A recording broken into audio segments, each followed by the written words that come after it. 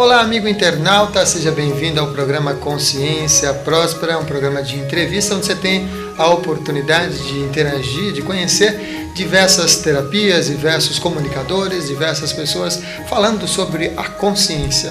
Esse programa, o programa Consciência Próspera, ele tem um apoio cultural do Instituto Biosegredo. O Instituto Biosegredo, que vocês podem estar acessando aí para informações sobre cursos, atividades e unidades onde o Instituto tem propagado seus conhecimentos. Acesse o site, você vai ter maiores informações.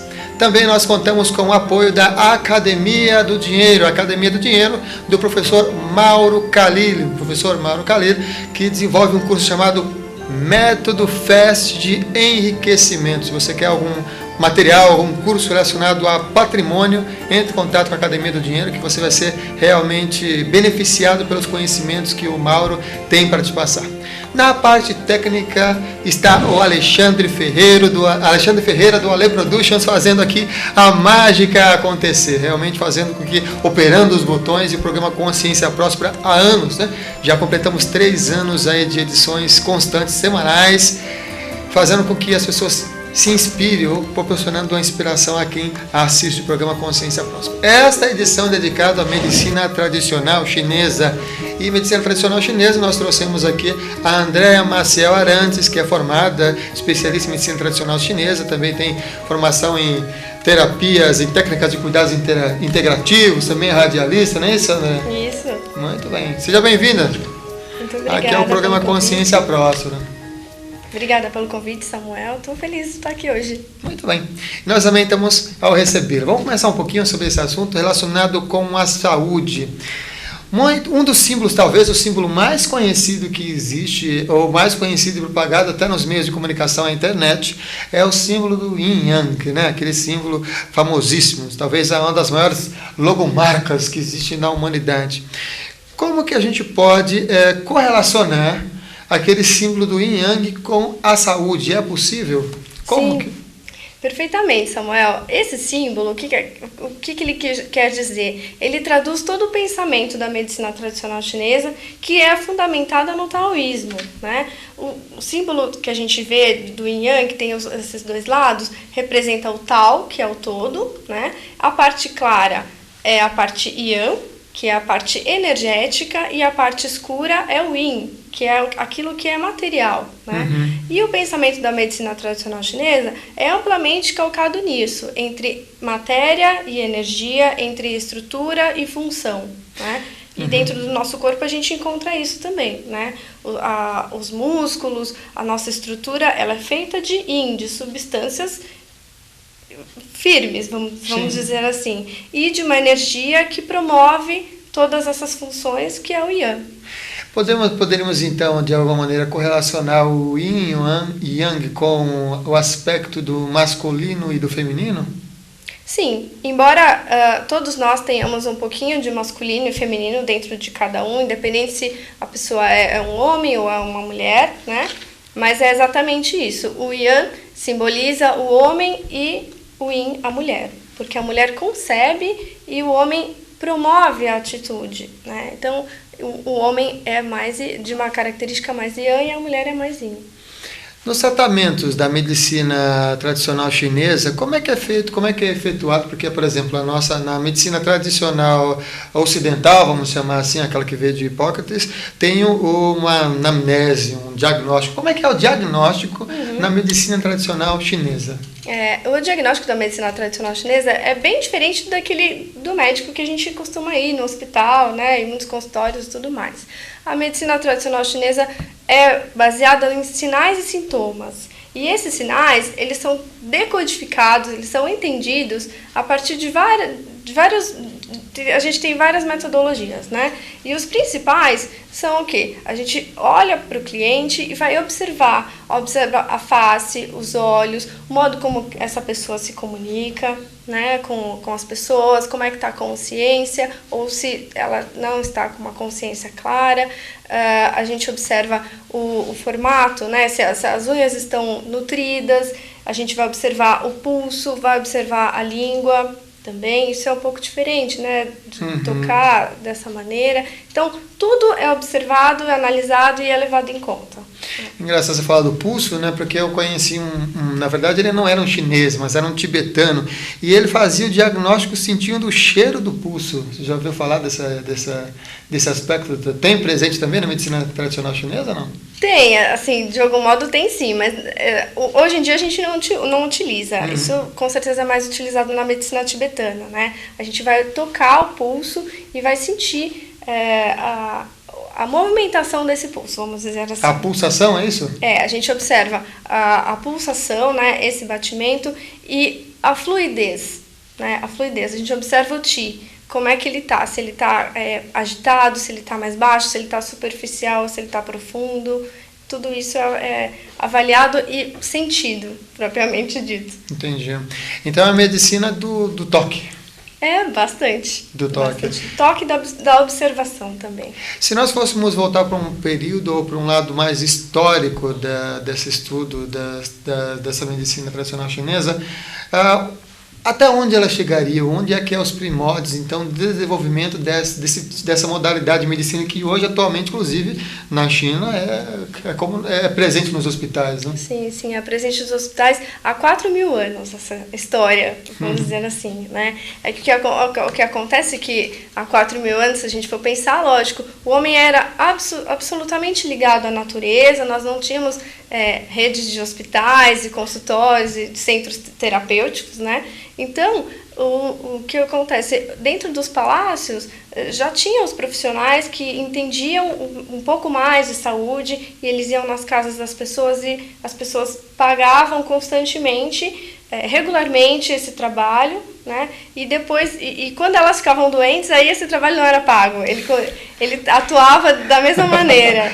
Que interessante, era uma legal. Espécie de um médico de família, né? Médico da família, ele ia, cuidava direitinho, observava, Se ficar doente, cortou o salário, ó. E é baseado nessa observação da natureza, Sim. né? A pessoa que não estava alinhada com a natureza, naturalmente ela adoeceria. E é o que acontece ainda hoje, né? Falando de natureza, uma das coisas que é bem presente na filosofia chinesa é essa questão dos elementos, e tem até um estilo diferenciado do que nós conhecemos. Fala um pouco sobre os 5 elementos, e como que ele é visto e como que eles se apresentam e são representados também nessa medicina. Sim. Os 5 elementos são base do pensamento da medicina tradicional chinesa. Quais são esses 5 elementos? São 5 movimentos, né? A gente tem, como a gente comentou, o movimento do Yin e do Yang, né? Essa imagem, ela é dinâmica. E a cada momento desse dinamismo é dividido entre esses 5 elementos, né? Então, a gente tem um momento de crescimento, que é o momento da madeira, que é representado no corpo pelo fígado e a vesícula biliar. Aí, depois, um outro movimento, que é o ápice do movimento, que a gente tem um momento do fogo, né? O fogo sobe, é quente, é representado pelo coração e intestino delgado. E também, em contrapartida, pelo triplo aquecedor, que é uma outra função do corpo, também identificado na medicina tradicional chinesa, e o pericárdio, né?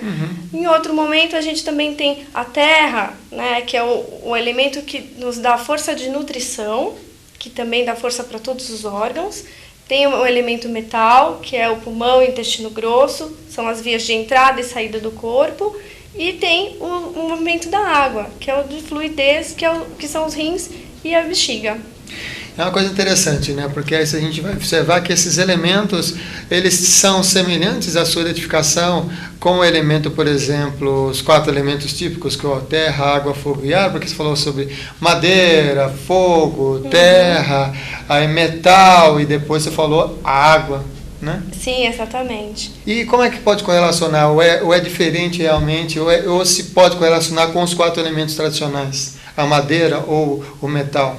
Então, eles podem se relacionar porque tem esse elemento éter, né? O éter, de algum modo, é relacionado com a medicina chinesa com a madeira. Com a madeira. Né? Que é mais essa questão do ar, do movimento, da expansão, né?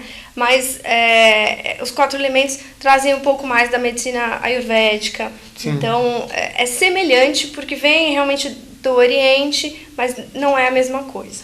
Se por um exemplo a pessoa que está acompanhando o programa sente que está em defasagem ou está faltando terra, está faltando o elemento terra, que prática você poderia ensinar para essa pessoa para estar se equilibrando, entrando em sintonia com o Ti, para ele fluir com esse elemento mais presente na vida. Sim, o elemento terra é muito bem colocado. Ele é representado pelo baço e o estômago, né? São os elementos de nutrição.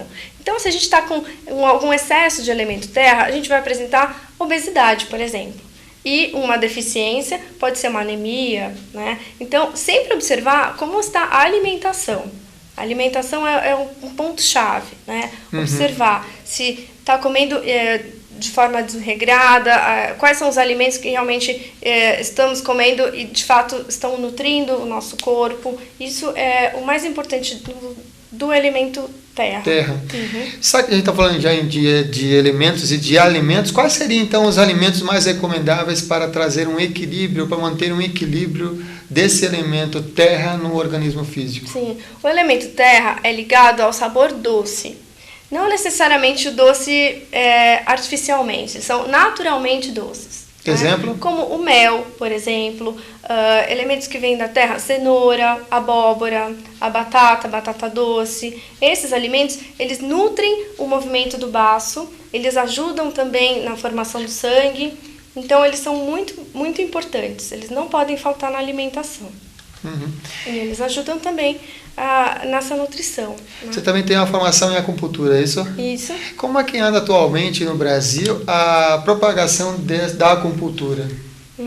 A acupuntura está em expansão, ainda bem, fico muito feliz por isso. Né? A gente está lutando pela regulamentação da profissão, que de fato ainda não está regulamentada, mas isso também nos dá a liberdade de atuar. O que a gente procura realmente é uma qualificação desse trabalho cada vez mais, né? Mas a acupuntura está indo bem e, graças a Deus, as pesquisas estão reconhecendo a atuação da medicina tradicional chinesa, tanto que o SUS já adere profissionais que atuem com acupuntura para o benefício da população. Tá bacana. Muito bom. Uma das questões e uma das buscas, inclusive, de várias das internautas que interagem com o nosso programa Consciência Próspera é uma questão voltada para dos sintomas, ou uma das doenças, ou uma das sensações que mais incomoda e vem crescendo porcentualmente, quase 15% ao ano, da incidência de mulheres que têm esse tipo de dificuldade, que é a TPM. Tem alguma prática, alguma técnica, alguma coisa que é utilizada na medicina tradicional chinesa que ajuda nessa questão da TPM? Com o que está relacionado a TPM e medicina chinesa? Sim, na verdade, assim, a TPM, muita gente olha achando que é um processo natural do corpo, né? Essa fase de TPM, de algum modo, ela vem, mas ela pode ser tratada e, de fato, a gente não precisa sofrer com a TPM. Não são todas as mulheres que têm a síndrome pré-menstrual, né? E quando ela aparece, ela indica um desequilíbrio em madeira, desequilíbrio no fígado. No fígado. Exatamente, que traz essa sensação de frustração, né? De estar insatisfeito. E aí isso tudo vem à tona pouco antes do período menstrual, porque justamente nesse momento o fígado ele está em grande atividade, auxiliando o útero a liberar esse sangue nesse momento. Né? Então aí as mulheres sofrem um pouquinho. E o fígado, desculpa te cortar, ele armazena, né, segundo o pensamento da medicina chinesa, ele armazena o Hun, que é uma que é uma alma etérea. Que é o Hun? Tá bom. Ainda bem que ela explicou, porque senão as pessoas iam falar que era o Hun, a bebida, com H. H-U-N, Hun. O Hun é a alma etérea. É uma energia que é até denominada um espírito, né? Sim. Uma energia que move o fígado, que nos traz essa expansão, né? Esse movimento, ele promove direção de vida e faz com que a gente tenha criatividade, com que a gente busque, fora do nosso dia a dia, algo que possa nos trazer para a nossa mente novas ideias. Então ele traz intuição também. E como o fígado está em grande atividade nesse momento do período menstrual, né, especialmente esses dias de menstruação, aí quando demanda muito da atividade do fígado, o que acontece? A mulher se sente frustrada. Então se ela tem problemas ao longo do mês, eles pioram essa sensação piora no final, nos dias do ciclo, porque ela não consegue encontrar alternativas para os problemas, buscando soluções, e isso se agrava gerando um sentimento de frustração. E o que ela pode fazer, então, para ela não gerar e nem agravar esse sentimento de frustração? Na anterior você falou do aspecto da terra, do alimento. O que ela pode fazer, então, para se manter? Sim, ela pode comer alimentos ácidos. Ácidos? Exatamente. Exemplos? O alimento ácido, ele vai promover as atividades do fígado. Exemplos de alimentos? Um alimento ácido pode ser limão, pode ser laranja, tangerina, berinjela, né? A berinjela pode não ter esse gosto tão forte como ácido, mas para o chinês, qualquer alimento que promova aquela atividade, ele é entendido como aquele sabor, entende? Então, se a berinjela promove a atividade do fígado, ela vai ser considerada como ácido. Muito né? bem. Então, esses alimentos são muito bons. Andréia, já agradeço de antemão a sua participação aqui no programa Consciência Próspera, sabendo também que você prestigia o programa já há algum tempo. Eu vou pedir para você deixar então essa mensagem final para o nosso amigo internauta. Certo. Que eles busquem realmente conhecer não somente a medicina tradicional chinesa, mas a cultura chinesa também, que sempre traz ensinamentos em relação à natureza, ao nosso dia a dia, que isso é muito importante, né? Hoje a gente, lógico, ganhou muita coisa com a vida moderna, mas muita coisa se perdeu também. Então é importante a gente resgatar essa questão da natureza, da nossa essência, para a gente viver cada vez melhor. Muito bem. Te agradece, Andréia, e agradecemos a você também que está acompanhando o programa Consciência Próspera. Se você gostou da temática dos assuntos abordados nessa edição, compartilhe com seus amigos, curta, divulgue nas redes sociais, e eu fico por aqui. Espero você na próxima edição, hein? Beijo de luz e até lá!